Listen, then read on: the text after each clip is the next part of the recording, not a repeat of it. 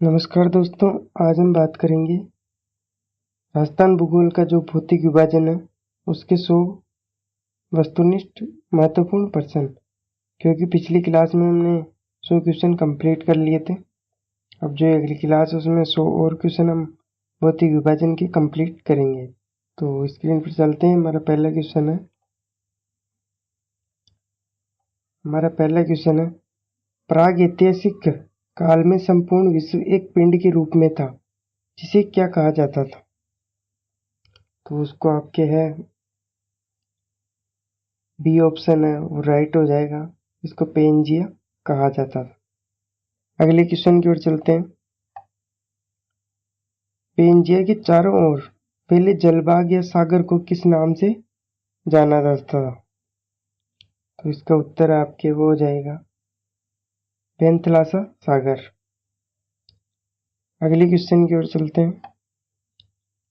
Pangaea के उत्तरी भाग को क्या नाम दिया गया था? तो पेंजिया का उत्तरी भाग है उसको अंगारा लैंड या लोरेसिया नाम दिया गया था। अगले क्वेश्चन की ओर चलते हैं।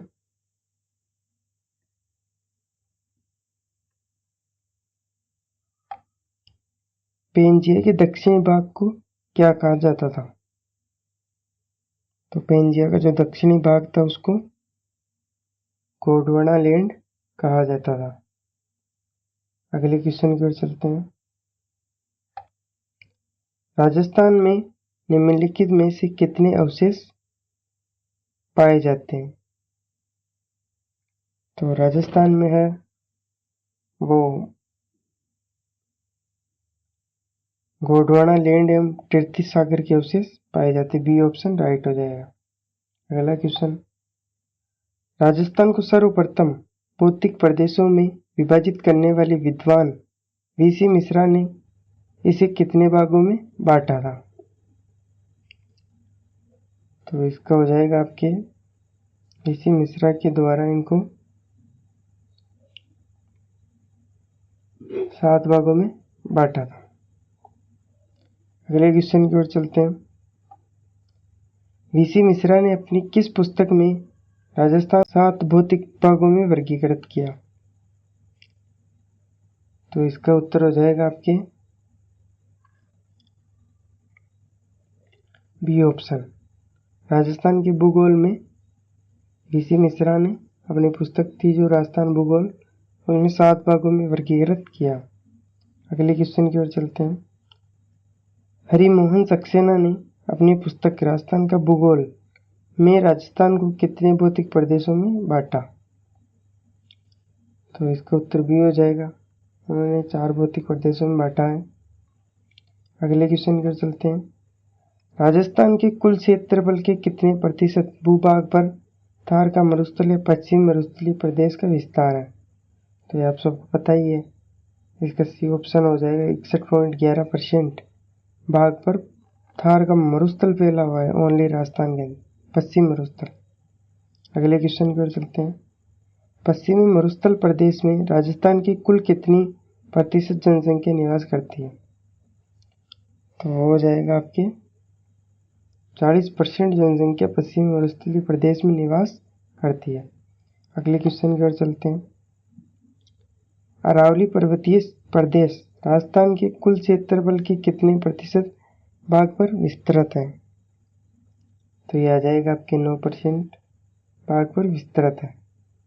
अगले क्वेश्चन की ओर चलते हैं। अरावली पर्वतीय प्रदेश में राजस्थान की कुल कितनी प्रतिशत जनसंख्या निवास करती है? तो इसका आंसर हो जाएगा आपके ऑप्शन नंबर बी 10%। अगले क्वेश्चन की ओर चलते हैं। पूर्वी मैदानी प्रदेश राजस्थान के कुल क्षेत्रफल के कितने प्रतिशत भाग पर फैला है? तो जो पूर्वी मैदानी प्रदेश है वो राजस्थान के 23% भाग पर फैला हुआ है। अगले क्वेश्चन की ओर चलते हैं। पूर्वी मैदानी भाग में राजस्थान की कितने प्रतिशत जनसंख्या निवास करती है? तो इसका उत्तर हो जाएगा आपकी, वो पूर्वी मैदानी जो भाग है उसमें आपकी 39% जनसंख्या निवास करती है। A option right. अगले क्वेश्चन की ओर चलते हैं। दक्षिणी पूर्वी पठारी प्रदेश हाड़ौती का क्षेत्रफल राजस्थान के कुल कितने क्षेत्रफल का कितना प्रतिशत है? तो इसका हो जाएगा आपके 6.89%। अगले क्वेश्चन की ओर चलते हैं। दक्षिण पूर्वी पठारी प्रदेश में राज्य की कितनी प्रतिशत जनसंख्या निवास करती है? तो इसका हो जाएगा आपकी 11% जनसंख्या है वो दक्षिणी पूर्वी पठारी प्रदेश में निवास करती है। अगला क्वेश्चन है, निर्मित होने के कालक्रम के अनुसार राजस्थान का सबसे प्राचीन भौतिक प्रदेश कौन सा है? सबसे प्राचीन, तो सबसे प्राचीन आपका वो है अरावली, और अरावली के बाद है आपका अगला क्वेश्चन, निर्मित होने के कालक्रम के अनुसार राजस्थान का सबसे नवीनतम चौथा भौतिक प्रदेश कौन सा है? तो जो नवीनतम प्रदेश है वो है मरुस्थली प्रदेश। डी ऑप्शन आपका राइट हो जाएगा। अगले क्वेश्चन की ओर चलते हैं। अरावली पर्वतीय प्रदेश की उत्पत्ति किस भूगर्भिक युग में मानी जाती है? तो इसका उत्तर हो जाएगा आपके option number B, pre Cambrian युग। अगले क्वेश्चन की ओर चलते हैं। पश्चिमी मरुस्थलीय प्रदेश की उत्पत्ति किस युग से मानी जाती है? तो इसका उत्तर प्लेस्टोसीन हो जाएगा इसका उत्तर। अगले क्वेश्चन की ओर चलते हैं। दक्षिण पूर्वी पठारी प्रदेश की उत्पत्ति किस भूगर्भिक काल में हुई है? इसका उत्तर हो जाएगा आपके ऑप्शन नंबर बी, क्रिटेशियस काल में। अगले क्वेश्चन की ओर चलते हैं। राजस्थान का पश्चिमी मरुस्थलीय प्रदेश भारत के किस भौगोलिक प्रदेश का हिस्सा माना जाता है? तो इसमें हो जाएगा आपके बी ऑप्शन राइट, उत्तर भारत का विशाल मैदान। अगले क्वेश्चन की ओर चलते हैं। राजस्थान का अरावली पर्वतीय प्रदेश भारत के किस भौतिक विभाग का अंग है? भारतीय किस भौतिक विभाग का अंग है? तो इसमें हो जाएगा आपके बी ऑप्शन, प्रायद्वीपीय पठारी प्रदेश।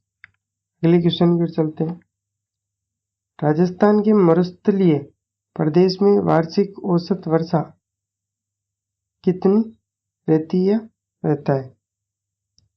तो ये आपके हो जाएगा 0 से 40 सेंटीमीटर।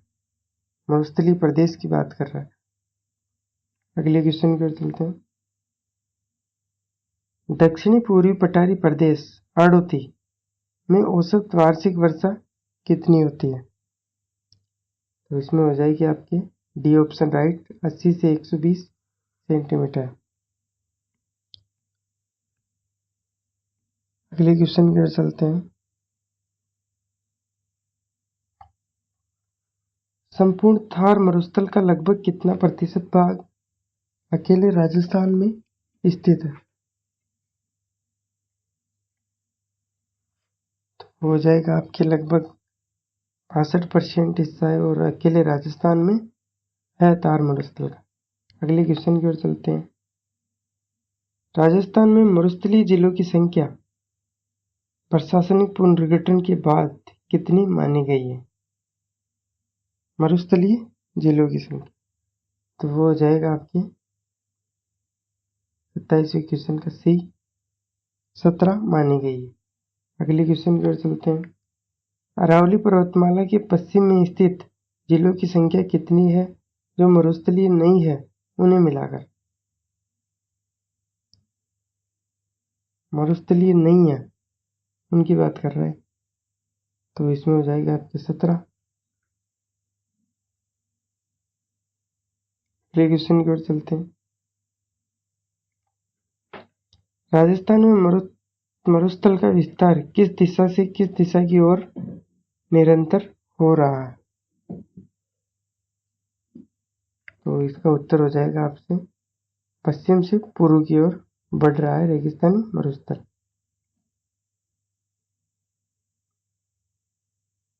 अगले क्वेश्चन की ओर चलते हैं। थार का मरुस्थल विश्व का किस प्रकार का मरुस्थल माना जाता है? तो ये हो जाएगा आपके सर्वाधिक आबादी वाला मरुस्थल है, और सर्वाधिक जैव विविधता वाला है, और सर्वाधिक घना मरुस्थल है, यानी कि उपरोक्त सभी इसके उत्तर हो जाएंगे। अगले क्वेश्चन की ओर चलते हैं। थार का मरुस्थल किस बड़े मरुस्थल का पूर्वी भाग माना जाता है? तो इसका उत्तर हो जाएगा आपके बी, ग्रेट पेलियो आर्कटिक अफ्रीकी मरुस्थल का भाग माना जाता है। अगले क्वेश्चन की ओर चलते हैं। राजस्थान के मरुस्थलीय क्षेत्र में किस काल की अवसादी चट्टानें पाई जाती है जिनमें कोयला, गैस और पेट्रोलियम मिलता है? तो इसका हो जाएगा आपके बी ऑप्शन राइट, टर्शियरी कालीन या टर्शियरी काल। अगले क्वेश्चन की ओर चलते हैं। डॉक्टर ईश्वरी प्रसाद ने पश्चिमी मरुस्थलीय प्रदेश को क्या नाम दिया था?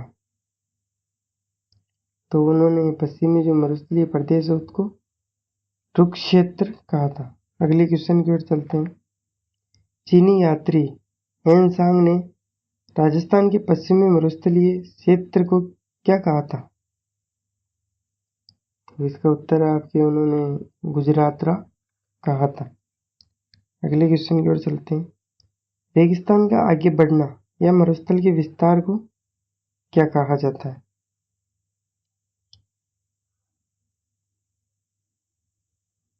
तो उसको आपके एक तो मरुस्थल का मार्च और एक मरुस्थलीकरण, अच्छा दोनों ऑप्शन, तो आपको ए और बी दोनों करने, मरुस्थल का मार्च और मरुस्थलीकरण। अगले क्वेश्चन की ओर चलते हैं। मरुस्थल के विस्तार रेगिस्तान मार्च के लिए कौन सा गांव सर्वाधिक प्रसिद्ध है? तो ये हो जाएगा आपके नाचना गांव जैसलमेर प्रसिद्ध है। अगले क्वेश्चन की ओर चलते हैं। कौन सी वर्षा रेखा राजस्थान को दो लगभग समान भौतिक भागों में विभाजित करती है? तो इसका उत्तर हो जाएगा आपके वो है 50 सेंटीमीटर वर्षा रेखा, बी ऑप्शन राइट हो जाएगा। अगले क्वेश्चन की ओर चलते हैं। 50 सेंटीमीटर वर्षा रेखा किन दो भौतिक प्रदेशों के बीच सीमा का निर्धारण करती है? तो इसका हो जाएगा आपके बी ऑप्शन राइट, मरुस्थलीय प्रदेश की पूर्वी सीमा एवं अरावली की पश्चिमी सीमा। अगले क्वेश्चन की ओर चलते हैं। पश्चिमी मरुस्थलीय प्रदेश को शुष्क एवं अर्धशुष्क मरुस्थल में बांटने वाली वर्षा रेखा कौन सी है? तो वो है आपके 25 सेंटीमीटर वर्षा रेखा। अगले क्वेश्चन की ओर चलते हैं। शुष्क मरुस्थलीय प्रदेश में औसतन वार्षिक वर्षा कितनी दर्ज की जाती है? आपको पता ही है वहाँ बारिश बहुत कम होती है, तो वहाँ पे 0 से 25 सेंटीमीटर वर्षा ही दर्ज की जाती है। अगले क्वेश्चन की ओर चलते हैं। जैसलमेर का सम क्षेत्र किस कारण से प्रसिद्ध है? तो जो जैसलमेर का सम क्षेत्र है वो एक तो वनस्पति रहित है, और न्यूनतम वर्षा 1-2 बार ही होती है, और डेजर्ट सफारी के लिए प्रसिद्ध है। तो आपका इसमें ए और बी दोनों ऑप्शन हो जाएंगे। अगले क्वेश्चन की ओर चलते हैं। लाटी सीरीज जैसलमेर में कहाँ से कहाँ तक फैली एक भूगर्भीय जलपट्टी है? तो ये फैली हुई है वो है आपके ए ऑप्शन, पोखरण से मोहनगढ़ तक 80 किलोमीटर लंबाई है इसकी। अगले क्वेश्चन की ओर चलते हैं। लाटी सीरीज में पाई जाने वाली मीठी एवं पौष्टिक घास कौन सी है? तो वो हो जाएगी आपकी एक तो सेवण घास है, एक दामन घास है, और एक करड़ घास। तीनों ही दुधारू पशुओं के लिए बहुत स्वादिष्ट घास है, तो उपरोक्त सभी ऑप्शन में हो जाएगा। अगले क्वेश्चन की ओर चलते हैं। जैसलमेर के चांदन गांव में स्थित नलकूप जो मीठे पानी के लिए प्रसिद्ध है उसे क्या कहा जाता है? तो उसे आपको पता है तार का गड़ा या चांदन नलकूप कहा जाता है। अगले क्वेश्चन की ओर चलते हैं। आकलवुड फॉसिल पार्क राजस्थान के किस जिले में स्थित है? तो वो हो जाएगा आपके ऑप्शन नंबर बी, जैसलमेर में स्थित है। अगले क्वेश्चन की ओर चलते हैं। आकलवुड फॉसिल पार्क में लगभग कितने वर्ष पुराने काष्ठ लकड़ी की जीवाश्म मौजूद है? तो हो जाएगा आपके बी ऑप्शन राइट, करीब 18 करोड़ वर्ष पुराने हैं। अगले क्वेश्चन की ओर चलते हैं। आकलवुड फॉसिल पार्क किस भूवैज्ञानिक युग की चट्टानों से संबंधित है? तो हो जाएगा आपके ए ऑप्शन राइट, जुरासिक युग की चट्टानों से संबंधित है। अगले क्वेश्चन की ओर चलते हैं। पर्मियन कार्बोनिफेरस काल के हिमानीकृत गोलाश्म के अवशेष बाब बोल्डर कहाँ पाए जाते हैं? तो ये आपके फलोदी के पूर्व में जोधपुर फलोदी में पाए जाते हैं। अगले क्वेश्चन की ओर चलते हैं। चट्टानी मरुस्थल टीलाराई क्षेत्र को स्थानीय भौगोलिक भाषा में क्या कहा जाता है? तो वहाँ के जो लोग होते हैं वो इन्हें स्थानीय भाषा में हमादा कहते हैं। अगले क्वेश्चन की ओर चलते हैं। पश्चिमी मरुस्थल का बालू का स्तूप मुक्त क्षेत्र कुल मरुस्थल का कितना प्रतिशत है? तो इसका आंसर हो जाएगा आपके बी, 41.50%।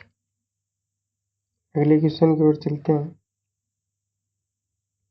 पश्चिमी मरुस्थल में बालू का स्तूप युक्त क्षेत्र का प्रतिशत कितना है? तो पहले तो मुक्त पूछा था उसने और अब बालू का स्तूप युक्त पूछ रहा है, तो आपके हो जाएगा इसमें 58.50%। अगले क्वेश्चन की ओर चलते हैं। राजस्थान में सर्वाधिक बालू का स्तूप किस जिले में देखने को मिलते हैं? तो जो बालू का स्तूप है वो जैसलमेर जिले में सर्वाधिक देखने को मिलते हैं। अगले क्वेश्चन की ओर चलते हैं। गतिशील या स्थानांतरित होने वाले रेत के टीलों को जैसलमेर में स्थानीय भाषा में क्या कहते हैं? तो जैसलमेर के जो स्थानीय लोग हैं इनको स्थानीय भाषा में दरियन कहते हैं। अगले क्वेश्चन की ओर चलते हैं।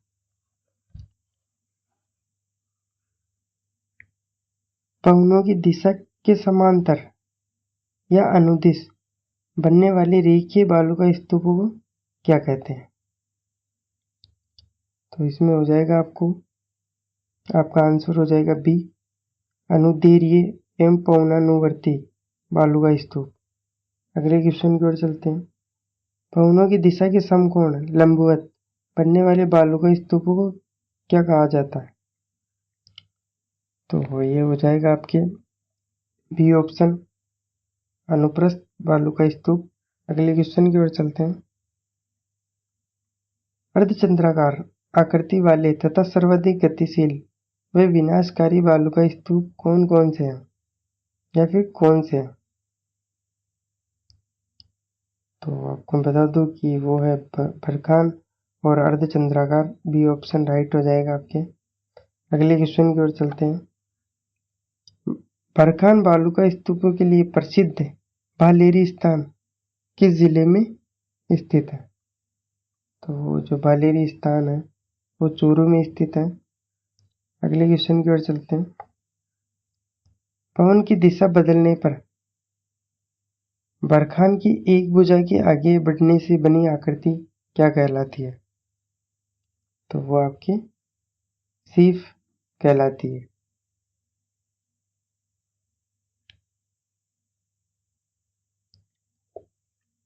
अगले क्वेश्चन की ओर चलते हैं। राजस्थान में सर्वाधिक मात्रा में पाए जाने वाले अंग्रेजी की यू आकार अथवा हेयर पिन जैसे बालू का स्तूप कौन से है?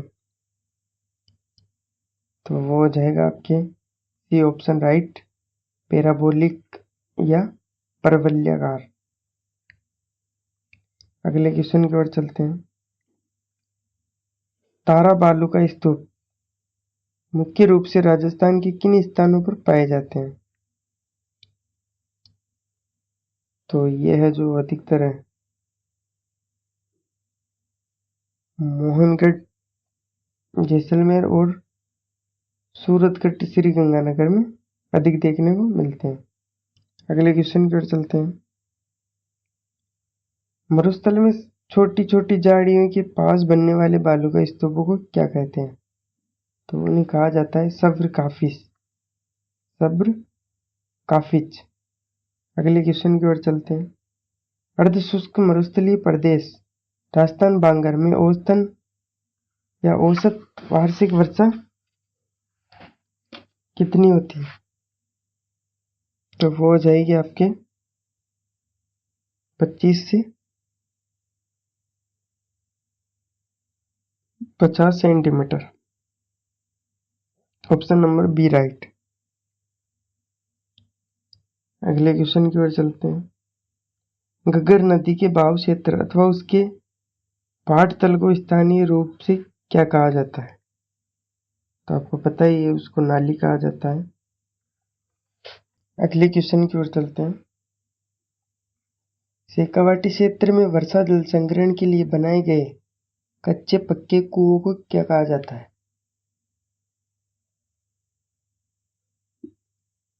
तो उनको आपके जोड़ कहा जाता है। ये ऑप्शन राइट। अगले क्वेश्चन की ओर चलते हैं। शेखावाटी क्षेत्र में पाए जाने वाले घास के मैदानों या चारागाहों को क्या कहा जाता है?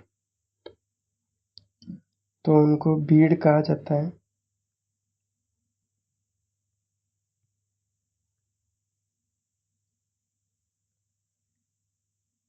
अगले क्वेश्चन की ओर चलते हैं।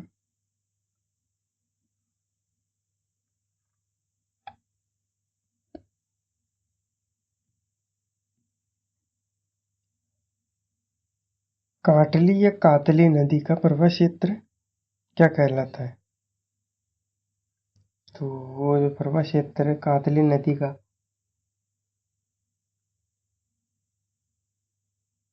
वो तोरावाटी क्षेत्र कहलाता है।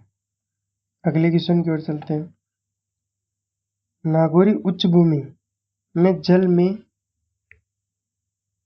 नागौरी उच्च भूमि में जल में किस तत्व की अधिकता के कारण निवासियों में फ्लोरोसिस या कुबड़ापन की समस्याएं पाई जाती है? तो वो आपके फ्लोराइड हो जाएगा, जिससे वहाँ के लोग कुबड़ टाइप से हो जाते हैं और उनके दांत भी पीले हो जाते हैं। अगले क्वेश्चन की ओर चलते हैं। नागौर से अजमेर के मध्य विस्तृत फ्लोराइड युक्त जलपट्टी को किस नाम से जाना जाता है? तो वो हो जाएगा आपके बी, कुबड़ पट्टी, पाकी पट्टी, आर्च बेल्ट आदि नामों से जाना जाता है। अगले क्वेश्चन की ओर चलते हैं। लूणी एवं उसकी सहायक नदियों द्वारा निर्मित मैदान क्षेत्र को क्या कहा जाता है? तो उन्हें आपके गोंडवाना प्रदेश या फिर लूणी बेसिन कहा जाता है। अगले क्वेश्चन की ओर चलते हैं। बालोतरा के सिवाना क्षेत्र में स्थित 56 गुंबदाकार पहाड़ियों के समूह को क्या कहा जाता है? तो इसका राइट आंसर हो जाएगा आपके बी, 56 की पहाड़ियाँ। अगले क्वेश्चन की ओर चलते हैं। 56 की पहाड़ियों में स्थित पीपलुद बालोतरा या पीपलूद बालोतरा को किस उपनाम से जाना जाता है? तो इसमें हो जाएगा आपके राजस्थान का मिनी माउंट आबू के नाम से जाना जाता है। इम्पोर्टेंट है, थोड़ा ध्यान रखना। 56 की पहाड़ियों में स्थित पीपलूद या पीपलदू बालोतरा को किस नाम से जाना जाता है? तो उसको राजस्थान का मिनी माउंट आबू कहा जाता है। अगले क्वेश्चन की ओर चलते हैं। सिवाना बालोतरा के नाकोड़ा पर्वत पर किस जैन तीर्थकर का मंदिर स्थित है? तो वो हो जाएगा आपके बी, भगवान पार्श्वनाथ नाकोड़ा भैरव का मंदिर है। अगले क्वेश्चन की ओर चलते हैं। बालोतरा व जालोर क्षेत्र में किस प्रकार के आग्नेय समूह पाए जाते हैं? तो इसका उत्तर हो जाएगा आपकी ए, ग्रेनाइट तथा ज्वालामुखी रायोलाइट्स। अगले क्वेश्चन की ओर चलते हैं। रेतीला मरुस्थल जहाँ केवल बालू ही बालू पाई जाती है उसे क्या कहा जाता है? तो उसे आपके इर्ग या महान मरुस्थल कहा जाता है। अगले क्वेश्चन की ओर चलते हैं। रेत व कंकड़ पत्थर से युक्त मिश्रित मरुस्थल को क्या कहते हैं? तो उस मरुस्थल को सीरेग कहा जाता है। अगले क्वेश्चन की ओर चलते हैं। धार के मरुस्थल में वर्षा काल में बनने वाली अस्थायी खारे पानी की झीलों को क्या कहते हैं? तो उनको प्याला, रण या टाट कहा जाता है। अगले क्वेश्चन की ओर चलते हैं। जैसलमेर क्षेत्र में पालीवाल ब्राह्मणों द्वारा प्याले झीलों के सूखने पर की जाने वाली पारंपरिक कृषि क्या कहलाती है? तो इसका उत्तर हो जाएगा आपकी बी, खडीन कृषि कहलाती है। अगला क्वेश्चन की ओर चलते हैं। थार मरुस्थल में राष्ट्रीय मरुउद्यान में पाए जाने वाला अत्यंत जहरीला सर्प कौन सा है? तो वो जो आपके जहरीला सर्प है वो है पीवड़ा। अगले क्वेश्चन की ओर चलते हैं। मरुस्थल में वायु के भंवर, चक्रवात, उठने से धूल भरी आंधी को स्थानीय भाषा में क्या कहा जाता है? तो इन्हें बबूलिया कहा जाता है। अगले क्वेश्चन की ओर चलते हैं। अरावली पर्वतमाला का कुल विस्तार पालनपुर गुजरात से रायसीना की पहाड़ी दिल्ली तक कितना किलोमीटर है? मतलब पूरी अरावली का विस्तार कितना है? तो वो हो जाएगा आपके 692 किलोमीटर। अगले क्वेश्चन की ओर चलते हैं।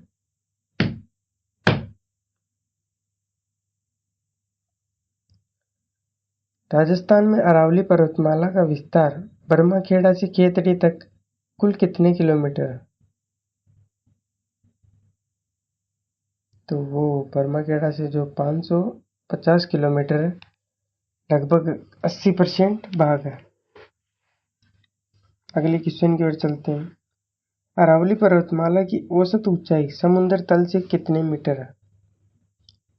समुद्र तल से औसत ऊंचाई कितने मीटर है? तो वो जाएगी ऑप्शन नंबर बी, 930 मीटर। अगले क्वेश्चन की ओर चलते हैं। विष्णु पुराण में अरावली पर्वतमाला को किस नाम से संबोधित किया गया है? तो इसका उत्तर हो जाएगा आपके ए, परिपात्र। अगले क्वेश्चन की ओर चलते हैं। अरावली पर्वतमाला का सर्वाधिक विस्तार किस जिले में है? तो जो अरावली पर्वतमाला का सर्वाधिक विस्तार है वो आपके उदयपुर जिले में है। अगले क्वेश्चन की ओर चलते हैं। अरावली पर्वतमाला की सर्वोच्च चोटी गुरु शिखर 1722 मीटर किस जिले में स्थित है? तो हो जाएगा आपके सिरोही माउंट आबू में स्थित है। अगले क्वेश्चन की ओर चलते हैं। उत्तरी अरावली की सबसे ऊंची चोटी कौन सी है? तो वो है आपकी उत्तरी अरावली की सबसे ऊंची चोटी रघुनाथगढ़ 1055 मीटर, जो कि सीकर के अंदर है। अगले क्वेश्चन की ओर चलते हैं। गुरु शिखर को कर्नल जेम्स टोड ने किस नाम से पुकारा है? तो जो कर्नल जेम्स टोड थे उन्होंने गुरु शिखर को संतों का शिखर भी कहा है। अगले क्वेश्चन की ओर चलते हैं। राजस्थान की दूसरी सबसे ऊंची चोटी कौन सी है? तो जो राजस्थान की सबसे दूसरी अरावली की ऊंची चोटी है उसका नाम है शेर, जो कि 1597 मीटर ऊंची है। अगले क्वेश्चन की ओर चलते हैं। उदयपुर के चारों ओर फैली तसरी नुमा पहाड़ियों की श्रृंखला को क्या कहा जाता है? तो उन्हें आपके किरवा कहा जाता है। 3 नंबर ऑप्शन राइट हो जाएगा। अगले क्वेश्चन की ओर चलते हैं। सिरोही जिले में स्थित तिरुडाल वाली एक उबड़ खाबड़ पहाड़ियों को स्थानीय भाषा में क्या कहते हैं? तो इसका उत्तर हो जाएगा आपकी स्थानीय भाषा में उन्हें भाकर कहा जाता है। अगले क्वेश्चन की ओर चलते हैं। मार्च 2023 में शुरू की गई अरावली हरित दीवार परियोजना की शुरुआत कहाँ से हुई है? तो इसका राइट आंसर हो जाएगा ए, टिकली गांव हरियाणा से। अगले क्वेश्चन की ओर चलते हैं। राजस्थान का कौन सा भौतिक विभाग खाद्यान्न का कटोरा कहलाता है? तो इसका आपके राइट आंसर हो जाएगा पूर्वी मैदानी प्रदेश। अगले क्वेश्चन की ओर चलते हैं। चंबल नदी के आसपास पाई जाने वाली उत्खात स्थलाकृति को क्या कहते हैं? तो हो जाएगा आपके डांग या बीहड़ कहा जाता है। अगले क्वेश्चन की ओर चलते हैं। प्रतापगढ़ जिले में माही नदी के तटीय क्षेत्र को किस नाम से जाना जाता है? माही नदी का तटीय क्षेत्र प्रतापगढ़ के अंदर किस नाम से जाना जाता है? तो आपको पता ही है, उसका ये हो जाएगा काठल नाम से जाना जाता है। अगले क्वेश्चन की ओर चलते हैं। बांसवाड़ा एवं प्रतापगढ़ के मध्य 56 गांवों या 56 नदी नालों का समूह क्या कहलाता है? तो वो कहलाता है आपके 56 का मैदान। अगले क्वेश्चन की ओर चलते हैं।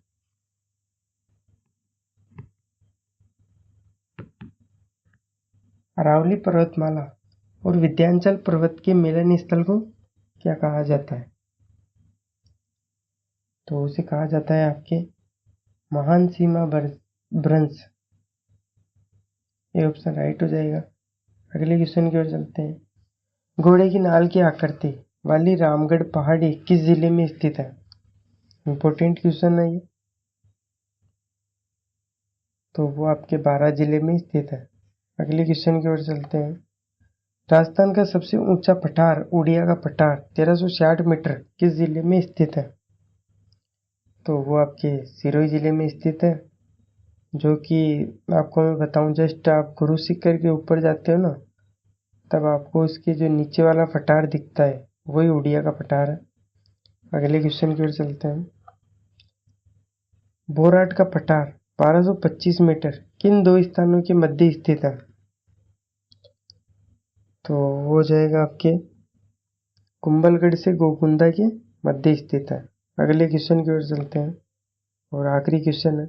चित्तौड़गढ़ का प्रसिद्ध किला किस पठार पर स्थित है?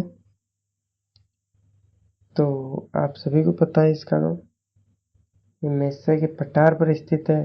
जो पठार है वो 520 मीटर ऊंचा है। दोस्तों, क्लास पूरी देखने के लिए धन्यवाद और क्लास को लाइक करें, चैनल को सब्सक्राइब करें और अपने दोस्तों के साथ शेयर करें। मैं इसी प्रकार राजस्थान के भूगोल, राजस्थान का इतिहास और राजस्थान की कला संस्कृति सबके MCQ लेके आऊँगा और हर चैप्टर वाइज लेके आऊँगा। चैनल को सब्सक्राइब करें। जय हिंद, जय भारत।